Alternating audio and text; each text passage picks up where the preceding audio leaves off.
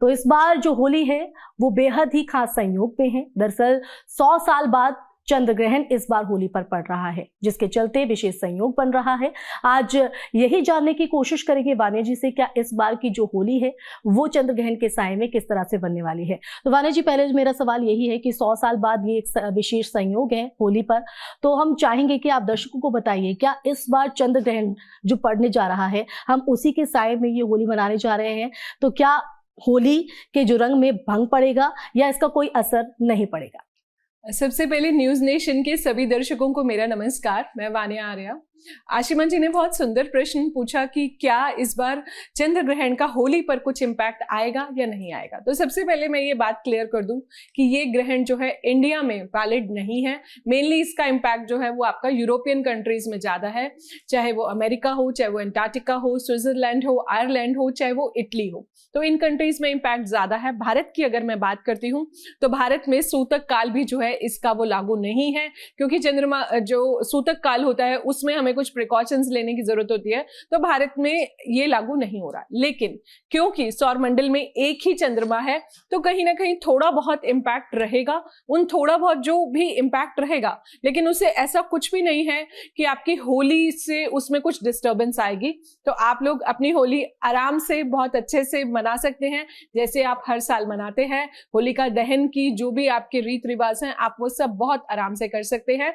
हाँ, लेकिन चंद्र ग्रहण के बाद कुछ खास नियमों का जो पालन करना है उन पर हम आगे विस्तार में बात करेंगे। बिल्कुल। तो जो लोगों के जहन में सवाल है, आपको इस चंद्र ग्रहण से डरने की जरूरत नहीं है, क्योंकि भारत पर इसका कोई असर पड़ने वाला नहीं है। लेकिन हम अवाना जी ये कहीं ना कहीं देखते हैं कि जब भी चंद्र ग्रहण पड़ता है या इस तरह की कोई खगोलीय घटना घटती है तो उसका पूरे ब्रह्मांड पर जरूर इम्पैक्ट पड़ता है। तो उस लिहाज से अगर हम ज्योतिष के लिहाज से देखें तो चंद्र ग्रहण का क्या महत्व है और लोगों की लाइफ पर इसका क्या असर पड़ता है? आशिमा जी, बहुत प्यारा क्वेश्चन आपने पूछा, क्योंकि ये चंद्र ग्रहण है और चंद्रमा एक है ब्रह्मांड में, तो कहीं ना कहीं इमोशनल हेल्थ, एक मेंटल हेल्थ पर जो है इम्पैक्ट तो आता है। आज आप देखिए, क्योंकि हम लोग इंडिया में बहुत ज्यादा अपने फिजिकल हेल्थ के लिए कॉन्शियस होते हैं, कॉशियस होते हैं, लेकिन अपने इमोशनल हेल्थ पर जनरली हम ध्यान नहीं देते हैं।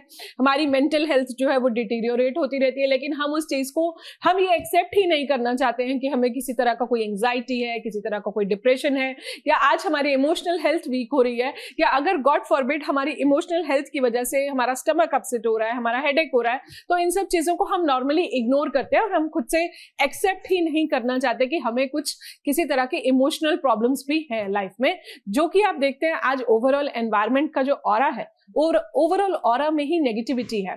आप कॉर्पोरेट सेक्टर में चले जाइए, इतना ज्यादा स्ट्रेस है। आप पॉलिटिकल एंगल से देखिए तो वहां भी बहुत ज्यादा स्ट्रेस है, या किसी भी वर्किंग सेक्टर में देखिए, क्योंकि वर्क लाइफ बैलेंस इंडिया में थोड़ा सा डिस्टर्ब्ड है। लेकिन अपने चंद्रमा को अच्छा करके हम अपने इमोशनल हेल्थ को बहुत अच्छे से मैनेज कर सकते हैं। क्योंकि चंद्र ग्रहण पड़ रहा है तो कहीं ना कहीं डायरेक्ट इंपैक्ट तो इंडिया पे नहीं है, लेकिन इनडायरेक्ट इंपैक्ट तो देखा ही जाएगा।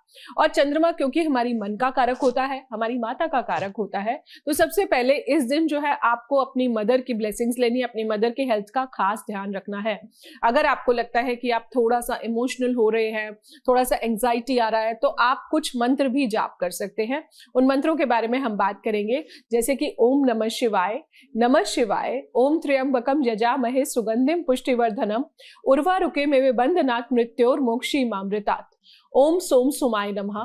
चंद्रदेव को आप इस दिन जो है अर्घ देना बिल्कुल भी ना भूलें। पानी में आप थोड़ा सा दूध डाल सकते हैं, या फिर आप दूध डाल के भी अर्घ दे सकते हैं, क्योंकि सोमदेव जो होते हैं, चंद्रमा जो होते हैं, आप देखते हैं कि शिव जी के मस्तिष्क पे भी चंद्रमा जो है उन्होंने भी धारण किए हुए हैं। चंद्रमा हमें एक सॉफ्ट प्लैनेट है, अगर मैं आपको साइंटिफिकली थोड़ा सा समझाने की कोशिश करती हूँ। अब क्या होता है कि अगर आपके चार्ट में किसी भी वजह से चंद्रमा जो है डेबिलिटेटेड है, राहु केतु के साथ बैठा है, 6, 8, 12 में अगर आपका चंद्रमा है, तो कहीं ना कहीं आप देखेंगे थोड़ा सा एंग्जाइटी रहता है, थोड़ा सा डिप्रेशन रहता है, उन चीजों पर डर लगता है जो चीजें हमारे जीवन में, हमारी जिंदगी में कभी हुई ही नहीं है और कभी होंगी भी नहीं, बट उनका स्ट्रेस जो है हमें साइकोलॉजिकली हिट करता रहता है। फियर्स आते हैं, ओवर थिंकिंग आती है। जब चंद्रमा जो थोड़ा सा खराब होता है, या चंद्रमा अगर आपकी कुंडली में वीक होता है, उसकी डिग्रीज बहुत ज्यादा लेस होती है, तो वहां पर क्या होता है, हमारे थॉट्स, अननेसेसरी के जो थॉट पावर है, there are lot of thoughts that will come in your mind. तो अननेसेसरी के थॉट्स आते हैं, हमें नींद नहीं आती है, उस वजह से हमारी स्लीप डिस्टर्ब होती है, कई बार हमारे सिर में भी दर्द होता है। और आप एक चीज और भी नोटिस करेंगे, जब भी आपको बहुत ज्यादा स्ट्रेस होता है तो आप लाइफ में कभी भी बहुत ज्यादा एसिडिक फील करते हैं, समटाइम्स आपका स्टमक भी अपसेट हो जाता है, आपका कई बार हेडेक भी होता है। तो ये छोटी छोटी चीजें जो है, जब हम इमोशनल हेल्थ पे ध्यान नहीं देते हैं तो ये चीजें होती हैं। तो इस टाइम पर जो ग्रहण का टाइम है, ग्रहण से आप डरिए मत, डरना मना है, ग्रहण से घबराइए मत।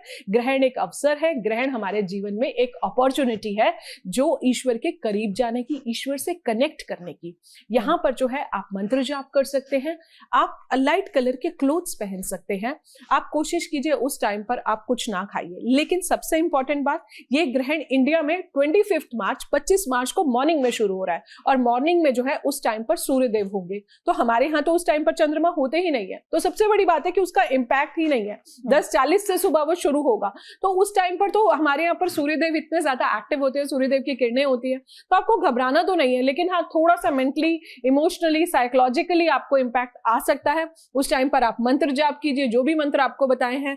रात को आप चंद्रमा को अर्घ दे सकते हैं, आप चांदी के ग्लास में पानी पी सकते हैं, चंद्रमा की सफेद वस्तुओं का आप दान कर सकते हैं। जब चंद्र ग्रहण खत्म होगा तो आप अपने मदर की ब्लेसिंग्स जो है जरूर लें, मदर की हेल्थ का ध्यान रखें। कोई भी सफेद चीज आप दान कर सकते हैं, चाहे वो सफेद चावल हो, कोई सफेद मिठाई हो, या फिर कुछ भी जो है आप पानी, दूध, ये सब चीजें दान कर सकते हैं। क्योंकि चंद्रमा जो होता है लिक्विडिटी का कारक होता है, तरल पदार्थों का कारक होता है। तो ये चीजें जो है हमें अपनी लाइफ में टेक केयर करनी है। जितना हम, एक चीज मैं आपको लाइफ में बता दूं, बहुत इंपॉर्टेंट बात है, ध्यान से सुनिएगा। लाइफ में हम जितना भी फिजिकली कितने भी स्ट्रांग हो, लेकिन अगर हम मेंटली स्ट्रांग नहीं है, अगर हम इमोशनली स्ट्रांग नहीं है, इमोशनली वीक है, तो अच्छी से अच्छी फिजिकल हेल्थ भी जो है हमें लाइफ में खुश नहीं रख सकती। आपका एक अच्छा डिसीजन मेकिंग होना, आपके मन का स्ट्रांग होना, तभी आप लाइफ में अच्छी चीजें तभी कर पाओगे ना जब आप मेंटली स्ट्रांग होगे, मेंटली फिट होगे, आपकी डिसीजन मेकिंग अच्छी होगी, आपका मूड स्विंग नहीं होगा, आपकी एंजाइटी नहीं होगी। तो अपने चंद्रमा को अपने चार्ट में हमेशा स्ट्रांग रखना बहुत ज्यादा जरूरी है। बिल्कुल वानी आर्य जी, इसको आपने बहुत खूबसूरती के साथ समझाया साइंटिफिकली।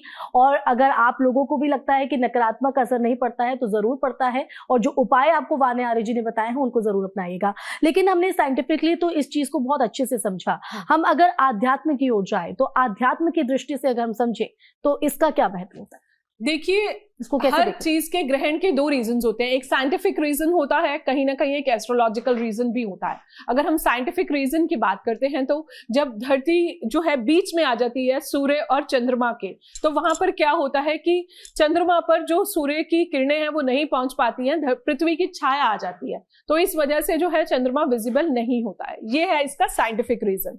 अब मैं आती हूँ ज्योतिष रीजन पर। अगर मैं अध्यात्म की दृष्टि से बात करती हूँ तो हमारे अकॉर्डिंग उस टाइम पर आपके एनवायरनमेंट में जो है बहुत ज्यादा नेगेटिव वाइब्स होती हैं, नेगेटिव ऊर्जाएं होती हैं। ग्रहण का समय तभी बोलते हैं कि आपको अपने घर से बाहर नहीं निकलना है, क्योंकि ये रेस कहीं ना कहीं आपको लाइफ में इंपैक्ट करती हैं। क्योंकि चंद्रमा है, चंद्रमा फिर से रिपीट करूंगी, मन का कारक है, आपकी माता का कारक है, तो कहीं ना कहीं साइकोलॉजिकली आपके माइंड पर, आपके ब्रेन पर इसका इंपैक्ट पड़ता है। उस टाइम पर अगर आपको कोई थोड़ा सा घबराहट हो, थोड़ा सा रोना आए, वैसे तो इंडिया में इसका इतना इंपैक्ट नहीं है, लेकिन स्टिल थोड़ा बहुत इंपैक्ट आ सकता है, तो आप अपने मंत्र जाप करते रहिए, ओम नमः शिवाय का जाप करें, मेडिटेशन करें। मेडिटेशन जो है ना, हमें जीवन में सेल्फ रियलाइजेशन का टाइम होता है। ये वो टाइम होता है जो सबसे ज्यादा आप अपने मदर अर्थ के क्लोज जाते हैं। चीजों से डरिए मत, चीजों को एक्सेप्ट कीजिए। अगर उस टाइम पर आपको पॉजिटिव थॉट्स आ रहे हैं, आपको नेगेटिव थॉट्स भी आ रहे हैं, तो नेगेटिव थॉट्स को भी आप अपनी लाइफ में एक्सेप्ट कीजिए